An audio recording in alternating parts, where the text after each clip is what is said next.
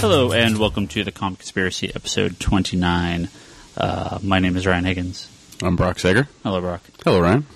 We are here to give you some comic goodness podcasting adventure time. Again, for the 29th time. 29th time, almost in a row. Hey, we're almost 30. Yeah, we're getting there. Mm-hmm. We're almost, it's almost time to kill ourselves because we already broke the 27, the Rockstar rule, so. That's true. Never trust anyone over 30. Yeah. So. Let's see. We got a handful of stuff to talk about this week. No big, well, I guess it's sort of big news. We're going to try to hit a few emails, clear out this box. I still got a bunch of emails to get a reply to, so I'm going to go back a little bit here with some of these emails. One of them, again, email here from Jonathan. He sent an email about a bunch of the DC stuff. But he actually had a couple questions here I wanted to cover. Okay. It actually works since Fear Itself just ended this past week. The big Marvel crossover, which we'll talk about briefly. He said he'd like to read Marvel, but he doesn't know where to start. I picked up the first 5 books of Fear Itself.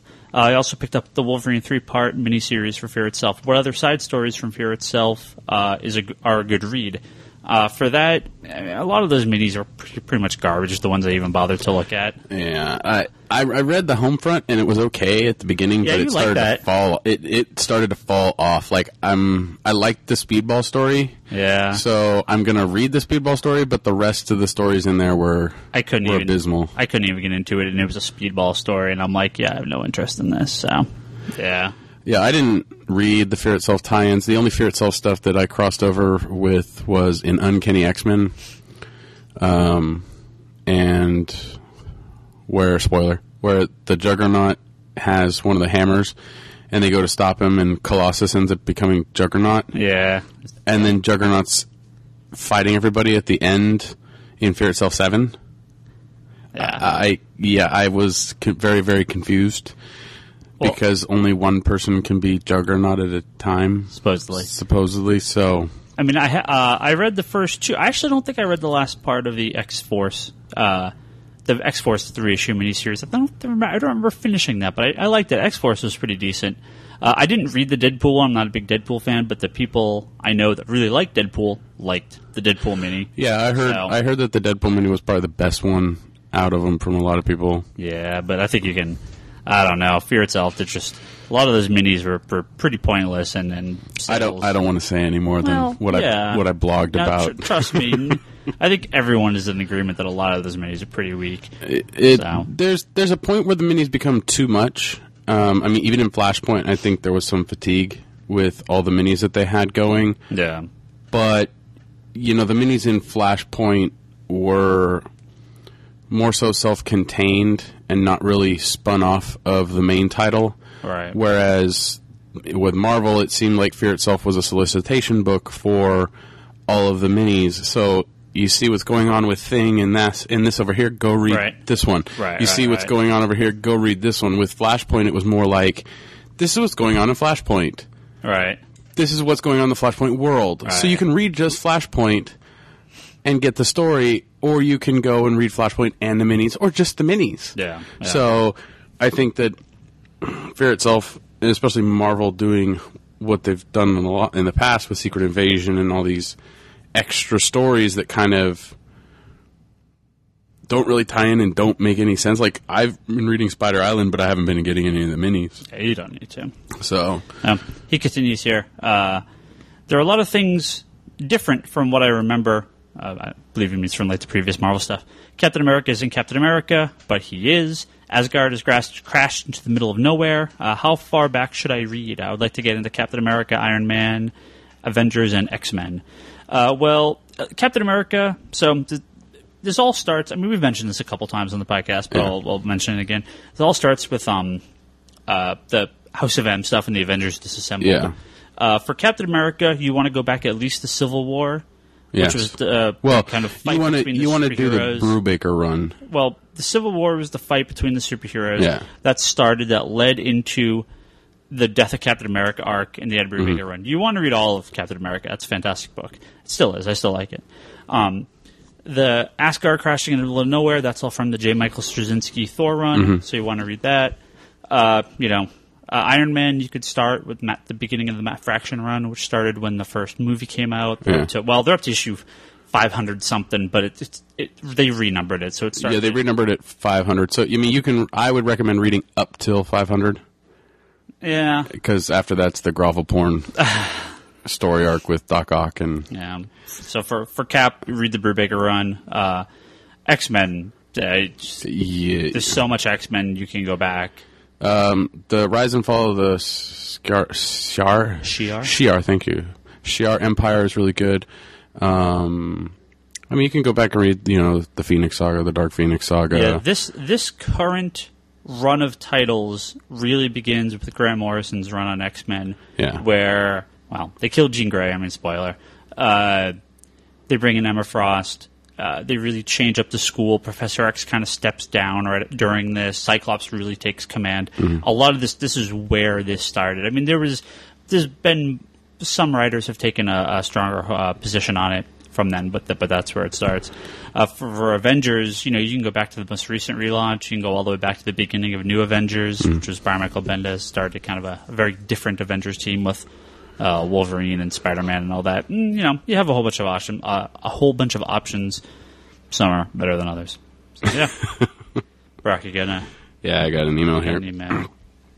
This is from Robert. He says, I've heard you mention some of the Marvel and DC comics that take place in space, and was wondering which ones are worth reading. I have read Annihilation Volume 1 and Nova Annihilation Conquest Volume 1, and I really enjoyed them. I have the Sinestro Corps War and Captain Atom Armageddon on the way from Amazon. I live in West Virginia, so Amazon's pretty much my only option. Well, we're an option, Robert. I haven't been reading comics for very long and only have 13 trades so far. The other books I've read are Crisis on Infinite Earths, good.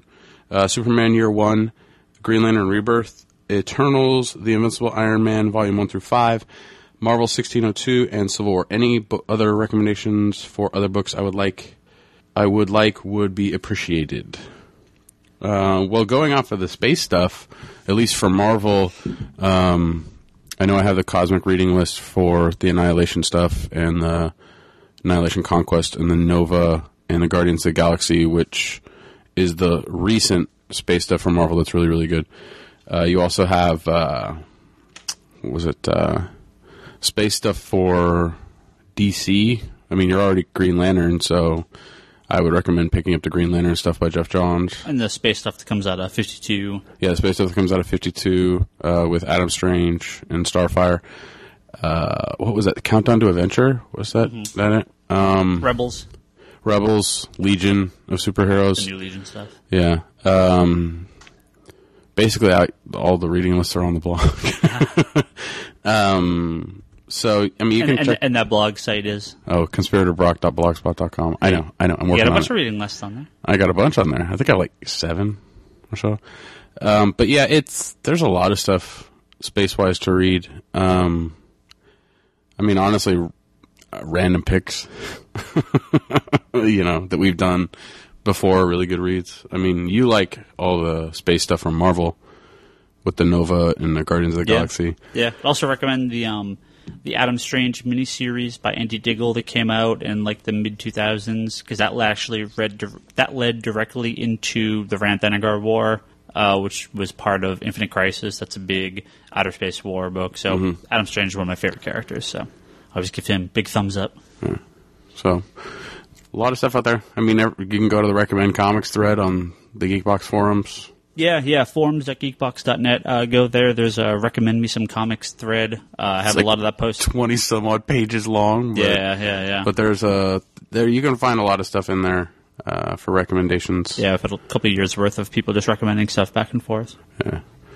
So, other than that, he's read Crisis. Yeah. So he's on his way. Start the crisis to crisis. From Crisis on Infinite Earths all the way through Final Crisis. Yeah. Yeah, or through Flashpoint, I guess. Yeah. All the big major events. Yeah, that's true.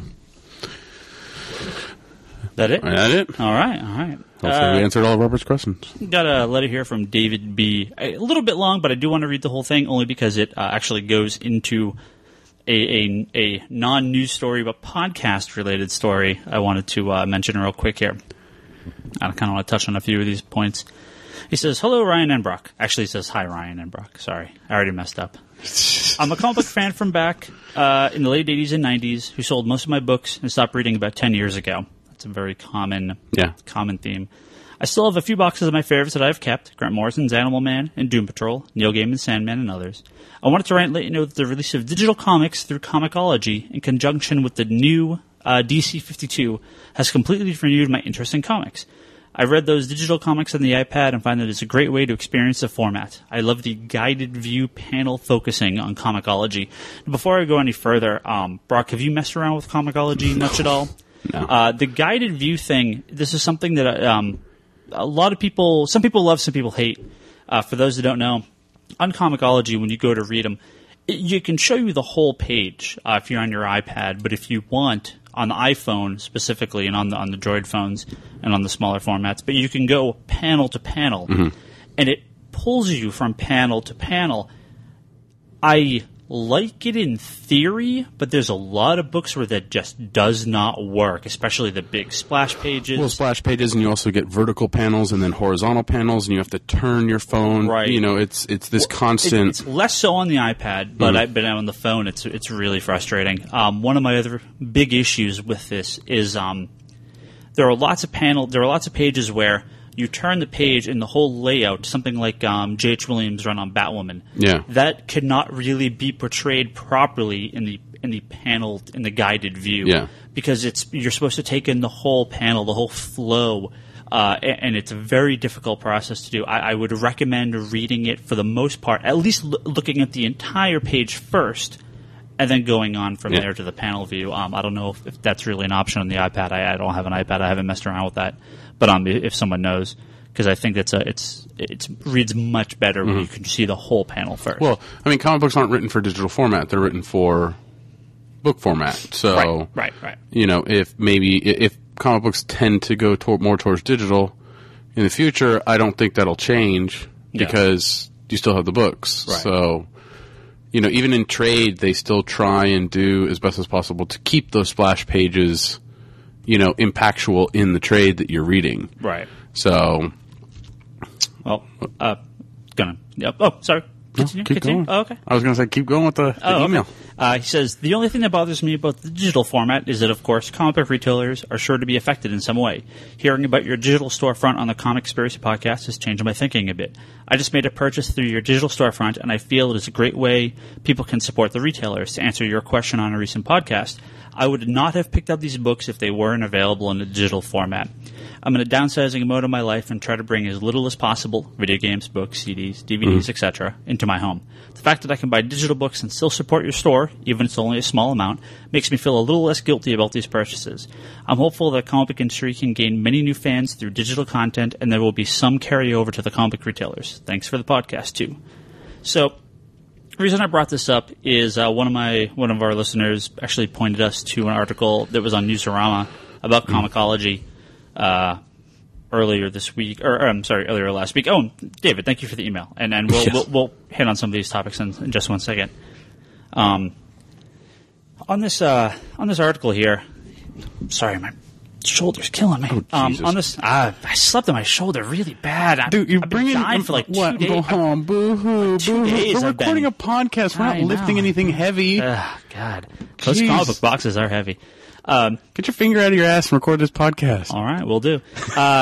So late last week there was an article on Newsarama about Comixology, and they were discussing, you know, how the stores are doing with it and how Comixology was doing it to digital sales. They said, you know, we heard some rumblings about retailers being dissatisfied with the storefronts. Steinberger, I'm not sure who this guy is in relation to the company. I didn't look. He says, he mentions a few things, but he says, we have 100 retailers selling now. That means like us selling a digital storefront. Some of them promote it, some of them bury it. So it's been interesting to see some retailers really succeeding in a big way and some people just letting it alone. We have one retailer who does nearly a third of all the sales of all the retailers. He has a podcast where he promotes it and feels like he's getting people who aren't buying at the shop to get their comics digitally. No, I have to assume that they're talking about us. Yeah, I mean, you would have to assume. I'm unaware of any other podcasts that are run by stores that are really promoting the digital thing. And I have mentioned this numerous times. I don't really push it in the store all too often, but it's, I'm blown away. Well, I'm blown away in two different ways here. One, I'm blown away that we're doing a third of all their digital storefront sales. Yeah.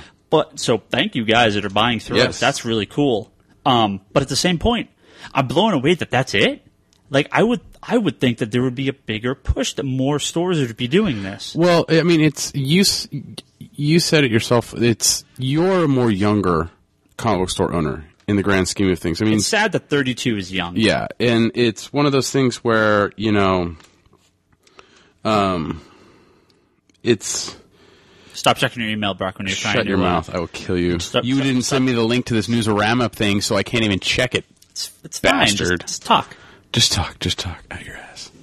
Anyway, you said yourself that you're a more younger, store owner, and you are more in touch with today's kind of the hipness of today, like with technology and all that stuff. Whereas comic book store owners that are like up in arms about this are the ones that are like...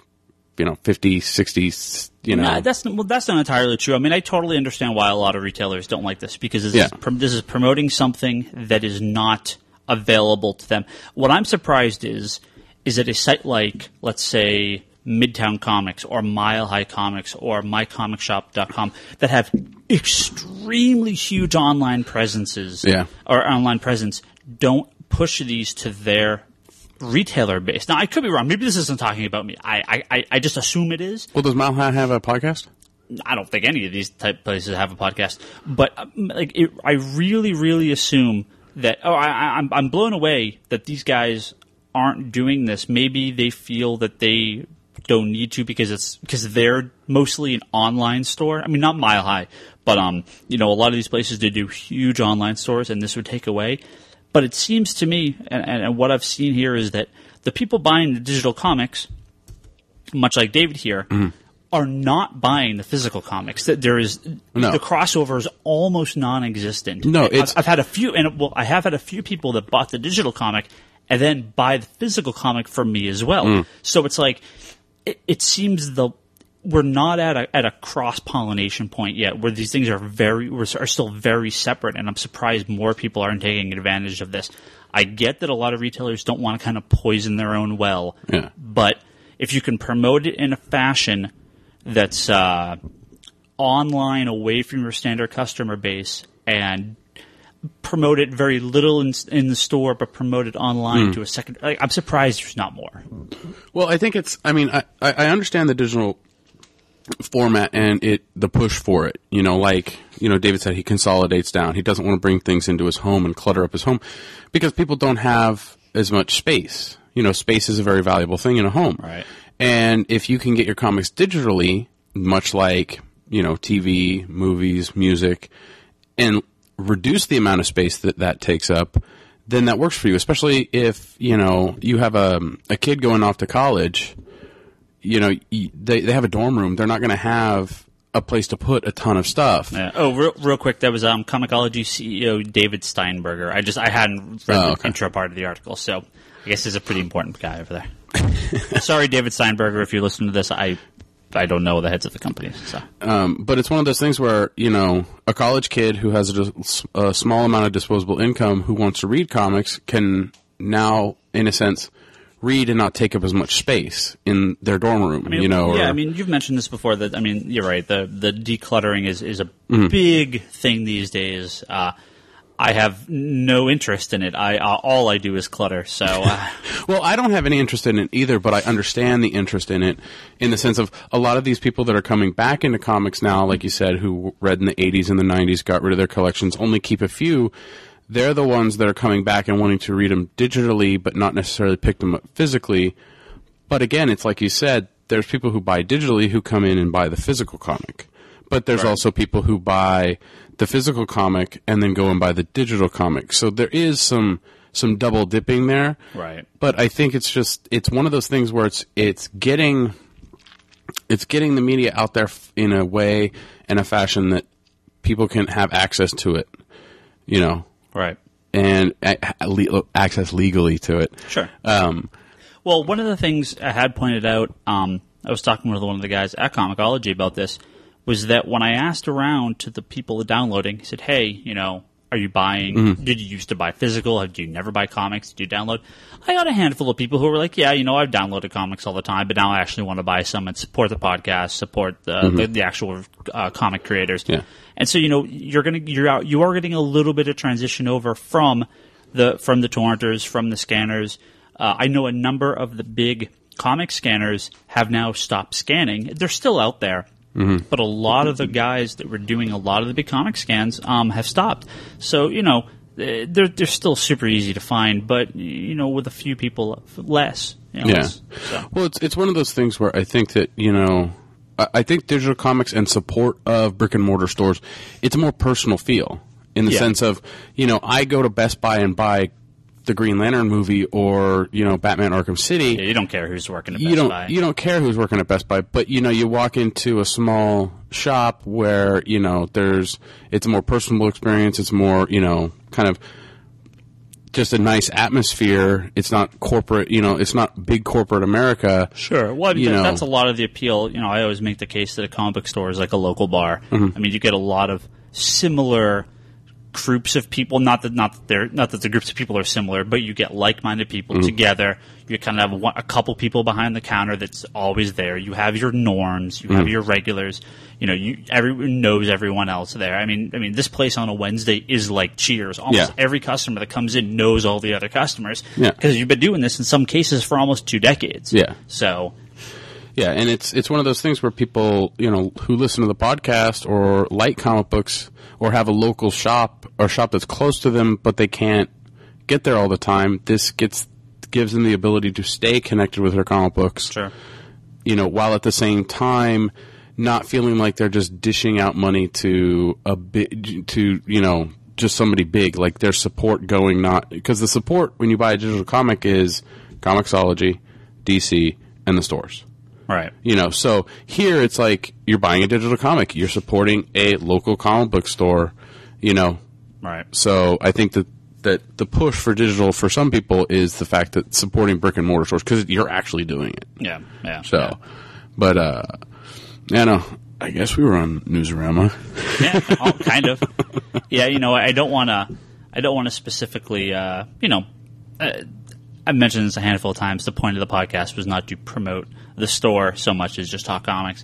But in cases like this where it is such an easy way for people to get the comics and it also helps us, I find that kind of a win-win situation. And, you know, besides I got some new boats to buy, so, you know, all that. Dude, where's my boat? All that digital comic money, that fat 10 cents every time someone buys a comic. Rolling in dimes, baby. Rolling in dimes. What are you, Uncle Scrooge? Oh, man. As much as I think Family Guy is a horrible, terrible show, I actually did see a really funny clip the other day where he has the big, giant vault of money. He tries to dive in it, and he ends up I've seen that. Skull. He cracks his skull open. Yeah, I've seen that one. That was actually pretty funny. I mean, it's an easy joke, Seth MacFarlane, but it was pretty funny. So I don't have a ton of news. There's been a couple things talk about here. I think we'll just hit a couple news stories here. One, this got a lot of news last week. Marvel let go. I believe it was 13 employees. 13 had a bunch or of 15. Yeah, I think I read 13. Had a bunch of layoffs. Couple editors, couple people in production, a few people in the trade paperback department, couple on the digital conversion. I mean, basically, I don't know, people just scan comics, I guess. I don't know. It's weird seeing that, you know, Marvel, much like Pixar, has been run sort of outside of Disney. Yeah. As long as it runs, fine, it runs. Yeah. It runs. So it's weird to see Marvel cut so many people, especially when you're cutting 4 editors, a handful of production people, unless they have... I mean, I saw something that mentioned they're going to bring in a bunch of interns, but Marvel always has a bunch of interns. Well, the thing is it Marvel's basic... From what I've read... From what I read last week, from what Marvel's doing, the guy that's doing it is basically a suit, and so he's not necessarily somebody that's in the creative aspect like Dan Didio or Jeff Johns or Jim Lee, where they have a love for this and a passion for this. This guy looks like, I don't know his name, but he looks like a suit, who's cutting down costs and stuff like that when it's not necessarily costs that need to get cut from jobs. It's more of you need to trim titles down. Marvel's pumping out like 120, 130 books a month, which is honestly too many. Well, it's not quite that high. I mean, that during the summer, I think they had like 115 or 120 or something. But it tends to be around 95 to 100. Yeah, but it's one of those things where you're pumping out so many titles a month, and these are single issue titles. This isn't including trades and all that other stuff. You run into the problem where it's more like trimming the fat in the sense of on the creative side, not necessarily on the job side.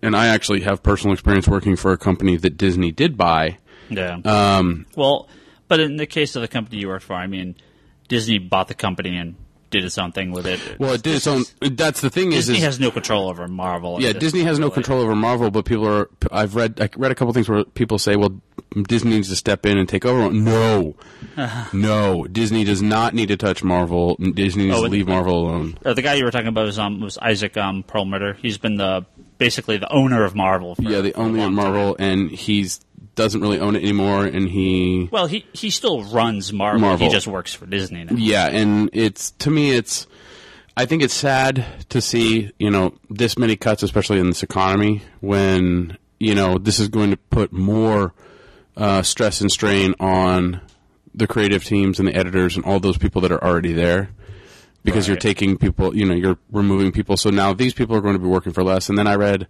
what was it about the tiered for the inkers? If the book is a good seller, you get paid on the A rate. If the book is not selling well, you get paid on the B rate. Well, that's common. Yeah, that to me makes sense, I guess, that you get paid depending on how well, on the success of the book, because you're not going to pay the guy that's doing the Kazar miniseries the same as the guy that's doing Fear itself. I mean, that's just not how it works. So. No, but that's the thing is one of those, it's instead of doing it, it's not like it was in place before. Now they're trying to put it in place, and then bringing in a whole bunch of interns. That's just bringing in people to pay less, but get nothing out of. Marvel, you don't have benefits for these people. There's none of that cost. In Marvel's defense, Marvel has always had interns. So people going after Marvel and saying, "Hey, Marvel just hired." No, Marvel has always had interns, so that's fine. But it is, well, to me, this may not be a case of. I mean, I would have. I'm trying to form my sentence here. I think it would be very difficult for Marvel to continue to publish the amount of books they currently are after laying off such a large percent of their staff. Well, you talked about Marvel always had... Marvel doesn't have like 1,000 people working in their production staff and in editing. It's a pretty small bullpen at the end of the day. Well, you said Marvel's always had interns. And yes, they've always had interns. But I think what people were kind of... Hold on. Where people were looking down on was Marvel laid off all these people and then posted all these intern positions that were these positions. That's where people get mad, is because the fact of the matter is that's basically saying we're firing this guy that we're paying X amount of dollars, and we can hire 2 kids fresh out of high school and pay them both total put together less than what we were paying this person. Well, pay them nothing. Yeah, basically. Marvel is not a paid internship. So it's one of those things where it's basically kind of not. This is big business working here, and I don't see it panning out very well for Marvel in the end. Well, the fear is, do we have unpaid interns editing comics and running production? I mean, that's probably what's going to happen. I hate to be a jerk, but it's not like it'd be very different than what's happening now. It seems like editors in general. I mean, you have your Joe Quesada's and your Dan Didios that really kind of guide the line, but it seems like a lot of the standard editors. This has been a complaint for years now that there's not a big push the editors for a lot of editorial. Well, you have the difficult back and forth where the editor drives the line too hard. The editor is writing the book regardless of what the writer wants. The editor doesn't drive the line hard enough. The writer gets away with murder. Yeah. And there doesn't seem to be a middle ground. It seems like you either got your Jeff Johns or your Brian Michael Bendis that are basically untouchable, and you have everyone else that the editor is like either a glorified spell checker or they might as well just be writing the books. Yeah. So it's a difficult balance, kind of. Well, I think editorial in a sense. I mean, even across the board with the internet. Do you know how many articles I've read that have random letters in between words that have misspelled words? I'm looking at one right now. Rich Johnson from Bleeding Cool. Yeah, it's to me it's editing has kind of lost its sort of appeal, and by taking these people and letting them go from the editorial staff and then hiring interns to do editorials, it's going to be one of those things where, well, what's this person really going to know? Well, they're not doing editorials; they're being editors. Oh, sorry, editors. Thank you. But yeah, I don't think it was a good move for Marvel to do this, especially to do it and then release intern job descriptions right afterwards. Well, I'm not. I mean, is it bad timing? Maybe, but I don't know. Anyway, we'll just see how that plays out. I expect Marvel will rehire a handful of people. But no, my hope is that this means we're getting 75 to 80 books a month from Marvel, and not 90, 100. Yeah. If we lose 3 editors, but we lose 15, 20 lines off the books, that's fine in my mind. I mean, I hate to see people lose their jobs, obviously, but the company and the industry cannot support this many titles. DC's obviously having great success with 75 titles or so. Marvel, we mentioned this multiple times. Cut some of that junk. Cut the bottom 20% off.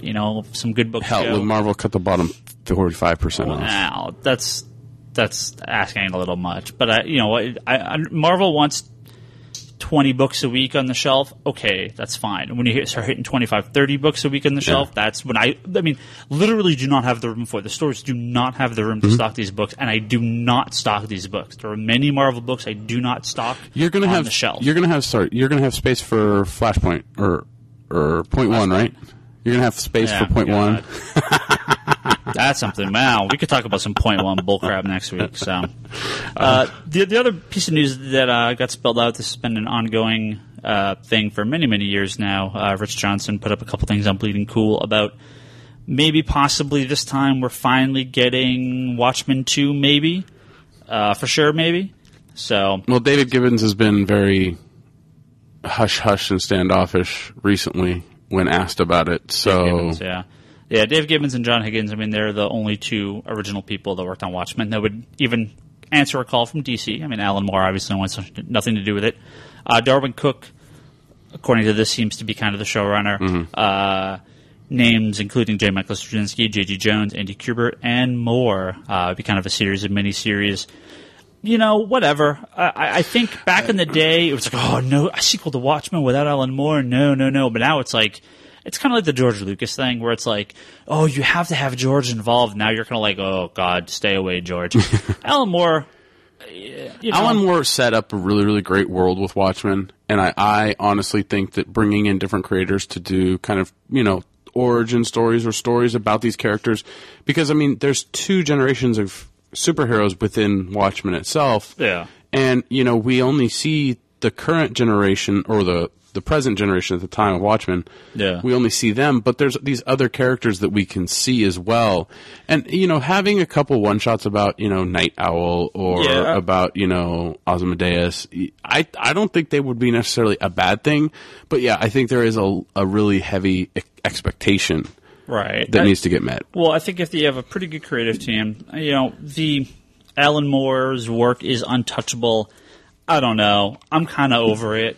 I think at this point, this is the nature of the beast. If they want to do some more books, do some more books. If they're good, they're good. If not, well, whatever. Alan Moore, what has he done? What did he do recently? The only thing he's working on now is League of Extraordinary Gentlemen. Yeah. The 1969 was the last one that came out. So yeah, I don't even read it. Yeah, I read the early stuff. I haven't read these new ones. I'm going to kind of wait till they finish up. It's good. I like League, but it's like, the problem here, and I mentioned this multiple times. I probably mentioned this on the podcast, and I talk about in the store all the time. When you do not work on your craft, you tend to kind of lose it. Yeah, you lose the ability. We see this a lot with guys like Frank Miller, and a lot of the classic classic creators in the 70s now, and we're seeing this a lot. John Byrne and Chris Claremont. And a lot of these guys over the last decade have had their work has been very spotty. I just tried to read was it New Avengers? Yeah, 16.1, the one art by Neil Adams. Oh my god, unreadable. It was a very important issue. They bring back Norman Osborn, but it's like the art was just laughably bad. And I hate to say it, Neil Adams was a fantastic artist. Yeah.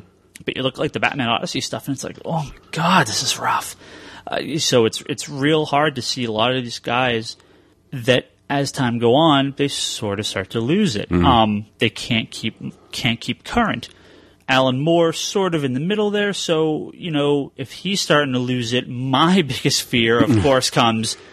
Who's next? The guys in the 80s, and those are all my favorite writers. Yeah. So are they going to start to lose it, or am I just so ingrained in their style that I'm going to love whatever Neil Gaiman and Grant Morrison do? Well, the thing is, it's like Neil Gaiman, the last thing Neil Gaiman did in comic books was whatever happened to Cape Crusader, right? Yeah. And I enjoyed it, but it's kind of weird, but I liked it. I could tell there was a little separation, but I mean, Neil's focused on his books. But Neil Gaiman and Grant Morrison have been consistently writing ever since. They've been consistently writing, yeah. I mean, guys like Claremont and John Byrne, they've had their runs, and Alan Moore, he still does stuff, but it's not as day in, day out as these guys and not as involved in the process so much. So, yeah. Yeah, we'll see. I mean, I don't think it would be bad to visit the Watchmen world again. Yeah, like I said, I got no... I'm over caring about it. Yeah. So, yeah. If they want to do it, cool. If not, whatever. It's fine with me. All right, Brock, you got us a pick to wrap this guy up with. Yeah. What is wrong with you? What's up? One of the biggest video games came out last week, and I played the shit out of it. Okay, well, and you didn't even want to talk about it. We're going to stop recording right now because Brock's not spoiling anything about Arkham City. I'm not going to spoil anything about it. It's like, what is your reaction to it? We could talk about the first couple hours of Arkham City, and then we're not talking anything more. So Arkham City came out last week. We talked about that briefly last week. It's a video game starring Batman. It's pretty badass. I definitely would say it's Game of the Year material. Well, that's probably one of the 4 games I'll play this year. So it's Game of the Year. I saw Batman punch a shark. That was pretty badass. I just rescued Mr. Freeze. I think that's where I am. Oh, rescued. That's a spoiler. I just found Mr. Freeze. There you go. That's not too much of a spoiler. Oh, jeez. So yeah, I don't want to spoil anything. People are sitting here like, hey, did you know that this guy's in the game? I'm like, stop telling me. I don't want to know. You earlier were like, hey, did you find Azrael yet? And I'm like, I didn't know Azrael was in the game. Stop talking. Well, it's a side quest. It's not. Stop spoiling. I don't want to know. No spoilers. No spoilers. Hopefully by tonight I'll be another 2 or 3 hours in, and I'll try to beat it by the next podcast. So. I've beat it. Yeah, I know. It is amazing. Is there an ending that gives you room for another game? Is it pretty open-ended? I'm still playing this game, so... Is it a hard... But, I mean, is the ending a hard-line end? I would have to say that the ending is kind of both. So it's completely closed and completely open. Got it, Brock. Thanks for playing. Right. It's one of those things where... Yeah, it's not definitely they're going to keep going with the Batman franchise with games, especially this style of game. And I think that Arkham City was a great jumping off point because we had Arkham Asylum, which was a contained environment. Now we have Arkham City, which is a slightly bigger environment, and now we can get to the epic, sizable, Gotham City-sized Grand Theft Auto world. Maybe even jump over to Metropolis or Key. Well, there was some talk that there's apparently another game they're working on for next year or the year after. Yeah. So, but I would honestly say this game is worth its $60. Oh yeah, I didn't even blink. You got the collector's edition. Yeah, I got the collector's edition, which came with the challenge packages or challenge maps. Yeah, I don't even really look at that stuff. It came with a sweet ass statue, is what it came with from Kodabuyuki. Was it a small one? It's in line with the Batman black and white statues. May even be a little bit bigger. Oh, nice. It's a good size. Nice. It's really good size for the price. Yeah, absolutely. Yeah, I just picked up the regular one. I did a pre-order from Best Buy, so I got the extra Robin skins. I mentioned this last week. Apparently, there's a pack that you can get from Best Buy that has every skin, every DLC. So I got to go find out that. And no, they don't have it yet. It unlocks it when they're available for you. So. Oh, because all the skins are locked for. Yeah, there's a Nightwing skin. Yeah. There's also there's a Nightwing. It's like he's a different character, isn't he? No. I thought Nightwing was a different character. I don't want to tell you anything. You're sitting there. Okay. Well, this. No, Nightwing's not in it. Yeah, but there's a Nightwing DLC. No. Yes. I haven't seen it. It is not out yet. That's why you have not seen it. There's a Robin and a Nightwing DLC. Well, yeah, I got the Robin stuff ready to go. Yeah. But I haven't played it. Yeah. Because it's just challenge maps. It's not anything. I think there's more stuff. Oh, maybe. Yeah. I mean, if it's more game style stuff to play that aren't like challenge modes where it's like beat up this many people, then I'll probably be more apt to say, okay, let me pay the little extra amount to get the content. But other than that, I'm not going to spend more money, just for who plays Robin in a challenge mode. Well, I already got Robin, but play as this person in a challenge mode. But I'd really like to get that Batman Earth 1 skin. That looks sick. Just the 70s one? No, the Earth 1. The Gary Frank. Oh, really? Yeah. Who is that? It's Earth 1. It's available in like Australia and New Zealand. Huh, really? Yeah. Weird. Because there was the Batman Beyond, Dark Knight. Yeah. Then there was Earth 1, 70s. Yeah. And then there's Sinestro, Batman, and then there's like the Batman Arkham Asylum skin, I think, or that's the regular Batman. Yeah. Catwoman. I got the Catwoman one in mine. I think it's in every game. Yeah. You get the Catwoman code. Right. They actually have the Jim Valiant Catwoman with the weird. I was like, I had to laugh. I think there's Catwoman Year One and the Jim Valiant style. Yeah. The Defiant. Yeah, is that what it is? I think it's Defiant or it's one of those. Yeah, I haven't messed around with the Catwoman stuff yet too much. So I mean, I played the couple missions with her so far. But. Yeah, it's a different gameplay with her, but I like it. It's a fun difference. It's a nice change up. Around. She hops around. She pounces. Yeah, she pounces. She just bounce around. Boing, boing, boing, boing, boing. She just bounces back and forth between all the different. But yeah, I got it. Played the shit out of it. My girlfriend was been pissed off at me for about a week. But yeah, I finished about 50% of the game. Playing go back, collect all the Riddler. That's what I'm doing right now. Is going back and collecting all the Riddler clues. I do want to say that you do, after beating it on hard, you do unlock like the next level, which is basically hard from Arkham Asylum, where they didn't have the counter, the blue things. So in Arkham Asylum, hard, you don't have that. Right. So in this one, you unlock that level, but you can play on either hard or that level. Okay. And you can replay the game through on that level, but all your Riddler clues that you found playing hard apply still. Right. So you can play it and then be like, okay, I'm done playing it on hard, but all the stuff that you got on that, you still get in the hard. So they're like interchangeable. Did you play on normal or hard? Hard.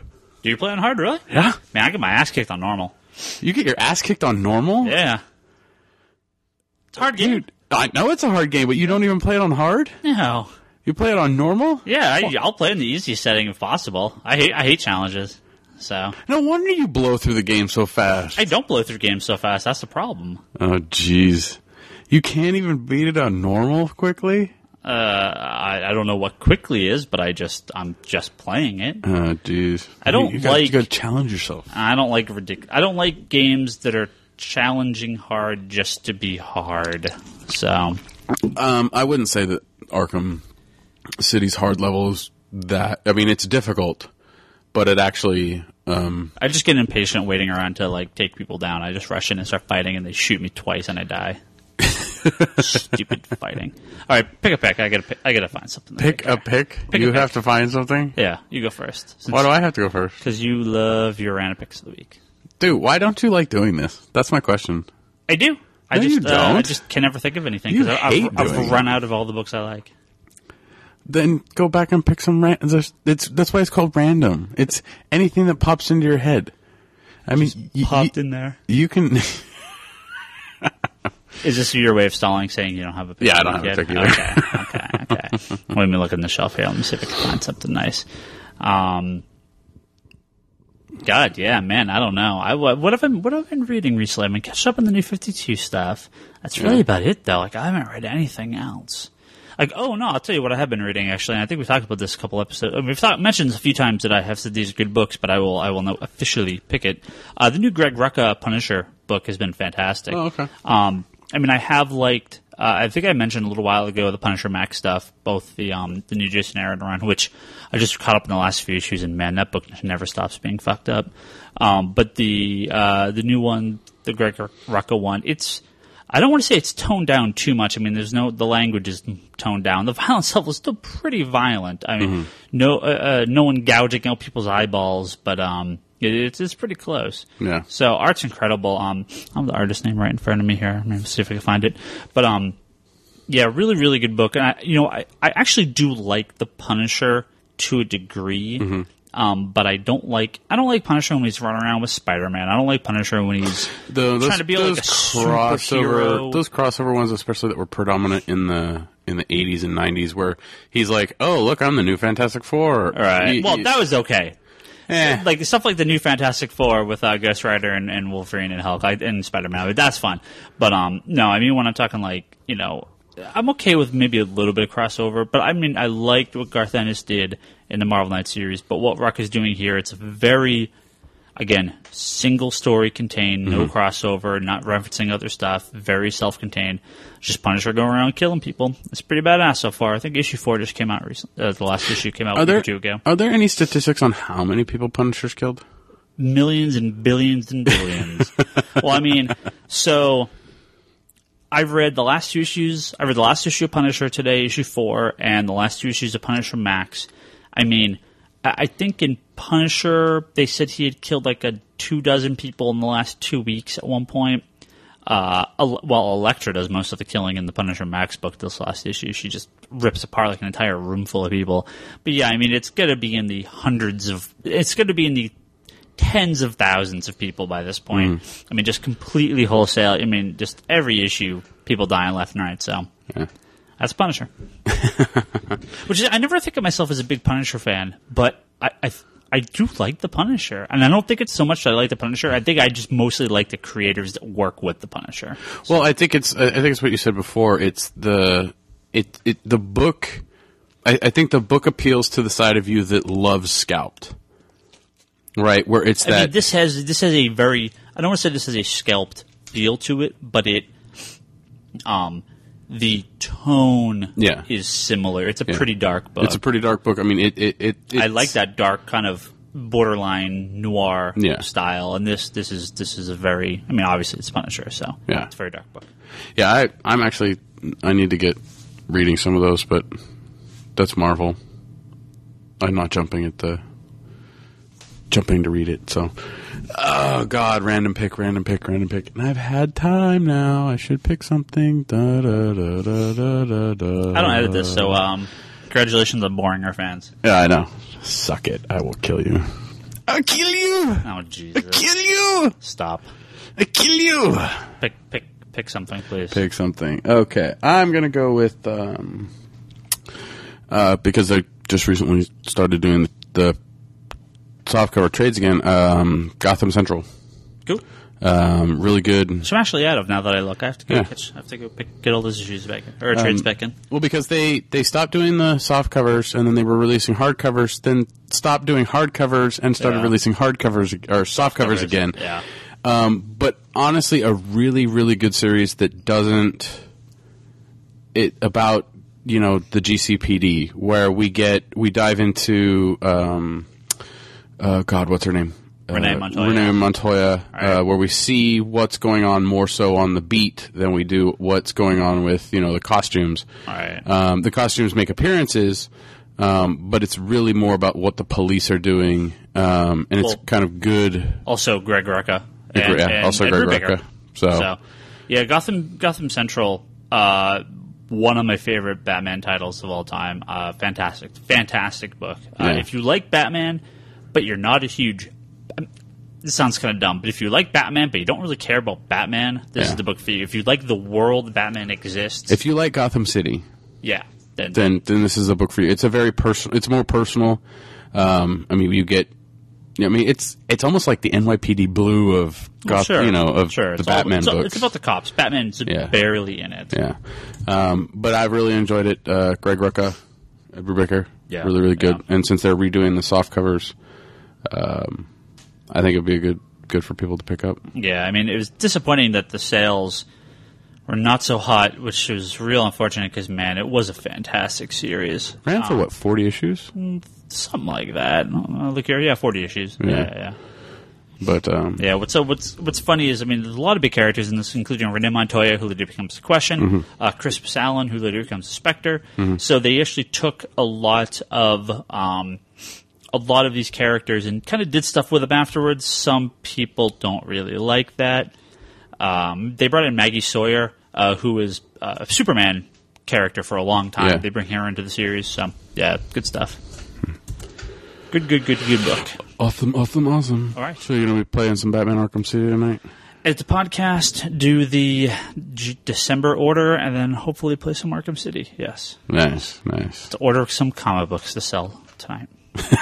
Because I did do it over the weekend, and now it's due in like a couple days. Oh, and we are having a sale here at the store this weekend. Yeah, if you're around, we usually have a sale the beginning of October. It kind of slipped the schedule a little bit, so we're doing it this upcoming weekend. It's Saturday and Sunday. We're doing big discounts on back issues, trade paperbacks. Have a bunch of quarter bucks outside. 11 to 7 on Saturday, 11 to 6 on Sunday. So if you're around Sunnyvale and you want to come stop in, say hello, buy some comic books. What else we got?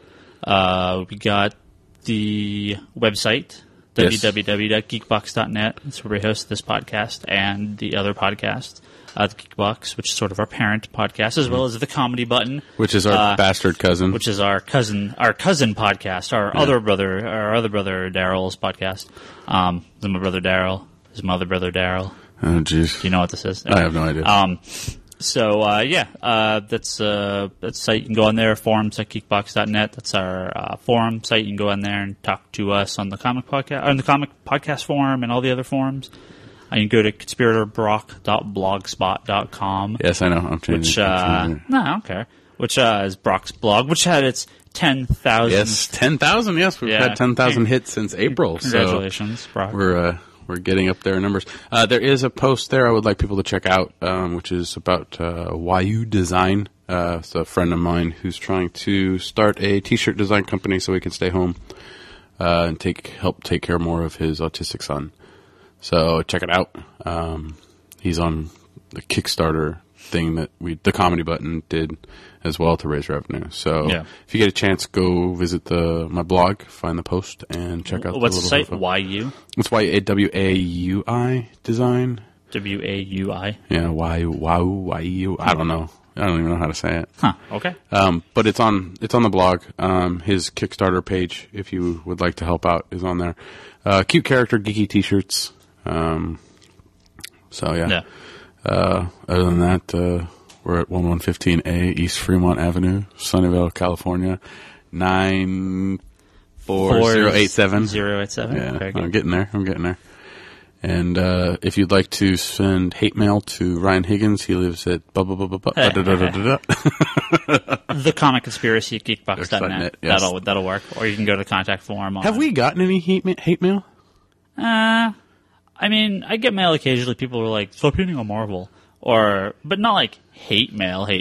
Most of the mail is 98% positive. Okay. So, and we do have, this is our last week. We are going to, technically we will still have one episode up. No, Monday is so we probably won't have another podcast up before then. We're going to announce Monday, right? No, we'll do it the week after. Okay, so we'll give you a couple extra days because we have to the following Wednesday. So you got about another week and a half left. If you want to win a complete run of the Suicide Squad plus a bunch of the miniseries and specials around it, go on iTunes, leave us a review, and we'll pick any one that was from the month of October. Also, maybe up till the last few weeks, or a little bit into November. Anything after episode 24? Yeah, 23, something like that. I'll go back and look at which number it is. So, go leave us a review on there. Best, funniest, coolest review will win a full run of this. So, we got another. Well, next week we'll give you the final reminder. So we got a bunch of good entries up there. So I need to actually get on there and read them. I haven't gotten a chance to. Good stuff. So, all right. Yep, I think that's it. Yep. We will talk to everyone next week.